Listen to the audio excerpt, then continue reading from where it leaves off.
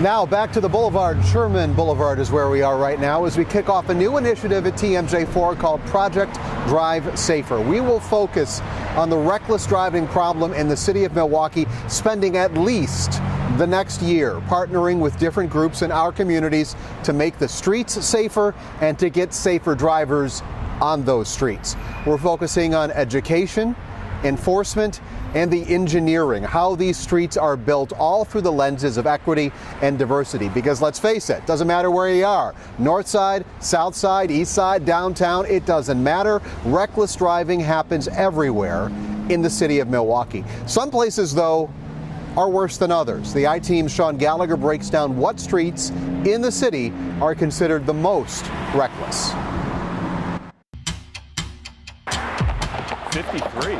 From speeding, 75 on one of those. unsafe passing on the right, to head-scratching maneuvers. Wow, U-turn right in the middle. The I-Team caught it all. In order to figure out which streets could be considered the most reckless, the I-Team obtained Milwaukee Police reckless driving citations and coordinates given out in the last 5 years. And 3 of the streets lit up like a Christmas tree on this heat map: Capitol Drive, Fond du Lac Avenue, and 27th Street. We caught examples of reckless drivers in all of these areas over just a few hours. But for many Milwaukeeans, it's part of their everyday. Some of them just run through the lights, and they do all of it. Do you feel safe when you're on the sidewalk here? Hell no! They're not even being concerned about the street signs, the speed, or even people that's trying to cross the street safely. While these areas see it the most, data shows reckless driving citations are given out all across the city. But why are these 3 corridors such a problem? It's hard to change your mentality. I spoke with UW-Milwaukee professor of urban planning, Robert Schneider, about how these 3 streets got so problematic. Because of multiple lanes, you have opportunities to pass other cars quickly. And that type of situation is more conducive to speeding. Schneider points to Capitol Drive specifically. Data from a 2019 Department of Public Works study shows, on average, nearly 1,000 drivers went at least 50 miles per hour every day on Capitol Drive.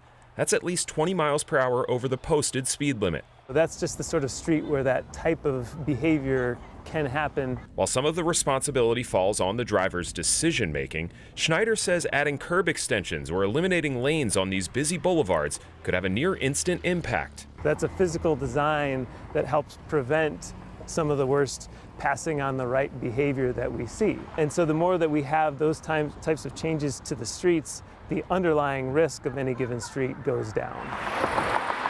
Making changes to the infrastructure is just one way to make a difference, according to Schneider.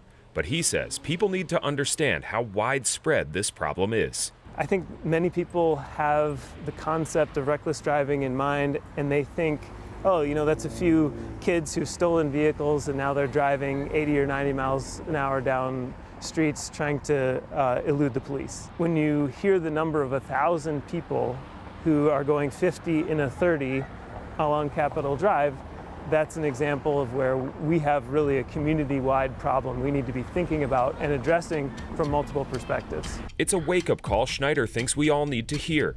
Everyone is responsible for reckless driving, and the data backs it up. Of the 2,000 plus reckless driving citations given out by MPD in the past 5 years, the average age of the drivers is nearly 26 and a half years old. It's not just one particular neighborhood within the city. We need to be thinking about this more broadly.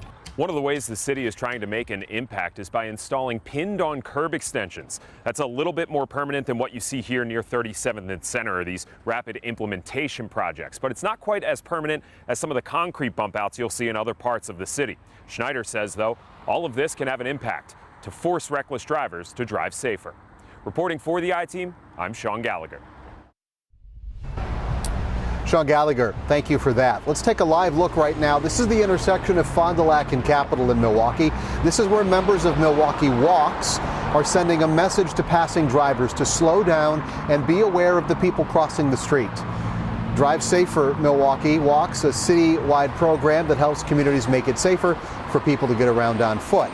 They've been doing these campaigns at different busy intersections since May, and this is their final campaign of this season.